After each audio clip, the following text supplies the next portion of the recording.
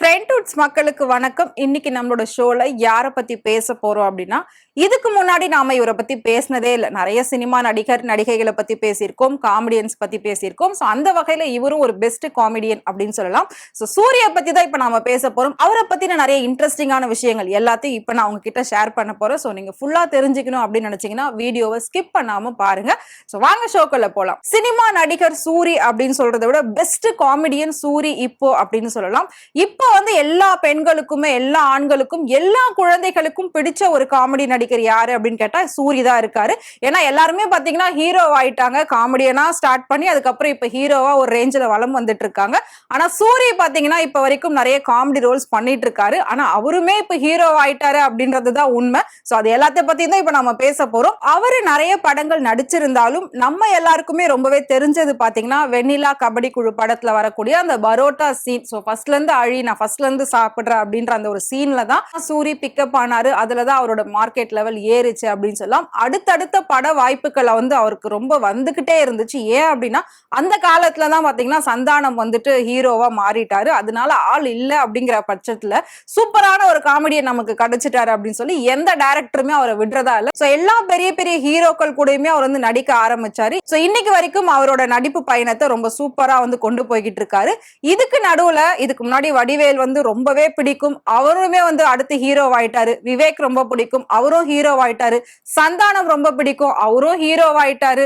யோகி பாபு ரொம்ப பிடிக்கும், அவரும் ஹீரோ ஆயிட்டாரு. சோ அந்த வரிசையில சூரி ரொம்ப பிடிக்கும், இப்ப அவருமே ஹீரோ ஆயிட்டாரு. வெற்றிமாறன் வந்து சூரிய நம்பி கதாநாயகனா நீங்க நடிக்கணும் அப்படின்னு சொல்லி ஒரு படம் கொடுத்திருக்காரு. அந்த படம் தான் விடுதலை. சோ அந்த படம் வந்து யாருமே எதிர்பார்க்காத அளவுக்கு மெகா ஹிட் அடிச்சது. அந்த பாட்டு வந்து பட்டி தொட்டி எங்கும் கலப்புச்சு அப்படின்னு சொல்லலாம். வழிநெடுக காட்டு மல்லி ரொம்ப வருஷத்துக்கு அப்புறம் இளையராஜாவோட வாய்ஸ்ல பாடின அந்த ஒரு பாட்டு பயங்கர ஃபேமஸ் ஆயிடுச்சு, பயங்கர வைரல் ஆச்சு, ரொம்பவே சூப்பரா ஹிட் ஆன ஒரு சாங். சோ அந்த படத்தை தொடர்ந்து கொட்டுக்காளி, கருடன், அப்புறம் மாமன், அப்புறம் மண்டாடி, இந்த மாதிரி படங்கள் எல்லாமே இப்ப அவர் ஹீரோவா பண்ணிக்கிட்டு இருக்காரு. அடுத்தடுத்த பட வாய்ப்புகள் ஹீரோவாவே அவருக்கு வந்துகிட்டு இருக்கு.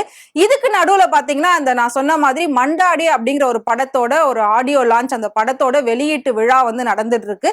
அதுல வந்து சூரி பேசியிருக்காரு. அதுல ஓபன் டாக்கா ஒரு விஷயம் சொல்லியிருக்காரு. என்ன அப்படின்னா, நான் வந்துட்டு பெயிண்டரா என்னோட வேலையை ஆரம்பிச்சேன். அது வந்து என்ன ஒரு சிறந்த நடிகர்ல இருந்து, சிறந்த காமெடியன்ல இருந்து இப்ப சிறந்த கதாநாயகனா என்ன கொண்டு வந்து நிறுத்தி இருக்கு. இதுக்கு நான் ரொம்பவே பெருமைப்படுறேன், ரொம்பவே சந்தோஷப்படுறேன்.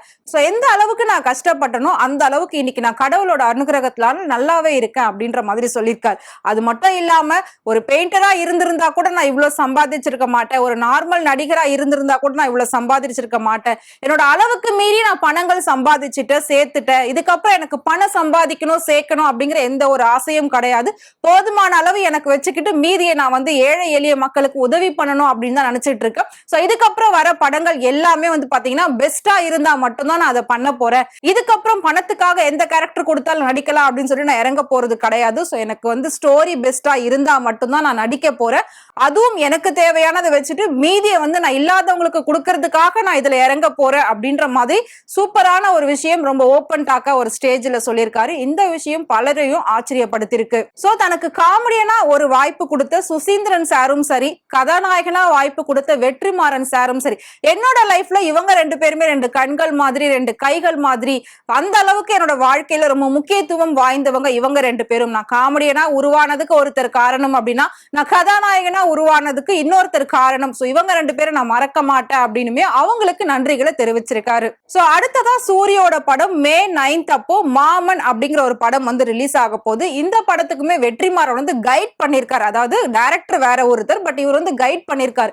மாமன் அப்படின்னா அது வந்துட்டு ஒரு முழுக்க முழுக்க குடும்ப படம், உறவுகளை சேர்ந்த படம். இப்பெல்லாம் வந்து ஒரு விஷயம் ரொம்ப ட்ரெண்ட் ஆகுது. என்ன அப்படின்னா சோசியல் மீடியால வந்துட்டு தாய்மாமன் சீர்வரிசை அப்படின்னு சொல்லி எந்த ஒரு சடங்கு நடந்தாலும், எந்த ஒரு ஃபங்க்ஷனா இருந்தாலும் தாய்மாமன் சீர்வரிசைன்னு சொல்லி ஒரு பெருசா ட்ரெண்ட் அவங்க பண்ணிட்டு இருக்காங்க. எவ்வளவு டிஃபரெண்டா பண்ண முடியுமோ யோசிச்சு பண்றாங்க.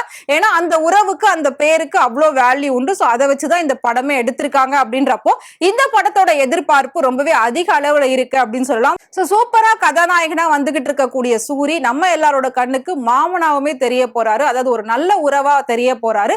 அதையும் நம்ம பார்க்க வந்து இன்னும் ரொம்ப நாள் வெயிட் பண்ண வேண்டியது இல்ல. சோ நான் ஃபர்ஸ்ட் சொன்ன மாதிரி மே 9th வந்து அவரோட படம் ரிலீஸ் ஆக போகுது. சோ எல்லாருமே தியேட்டர்ல போயிட்டு பார்த்து என்ஜாய் பண்ணுங்க. உங்களுக்கு சூரிய பிடிக்கும் அப்படின்னு நினைச்சீங்கன்னா அவரை பத்தி மறக்காம கமெண்ட் பாக்ஸ்ல கமெண்ட் ஜாயின் பண்ணுங்க. இதே மாதிரி சினிமாவை பத்தியும் சினிமா நடிகர் நடிகைகளை பத்தியும் நிறைய இன்ட்ரெஸ்டிங்கான விஷயம் டே பை டே அப்டேட்ஸ் உங்களுக்கு தெரிஞ்சுக்கணும் உடனுக்குடனே அப்படின்னு நினைச்சீங்கன்னா மறக்காம ஃப்ரெண்ட்வுட் சேனலை ஃபாலோ பண்ணிக்கோங்க.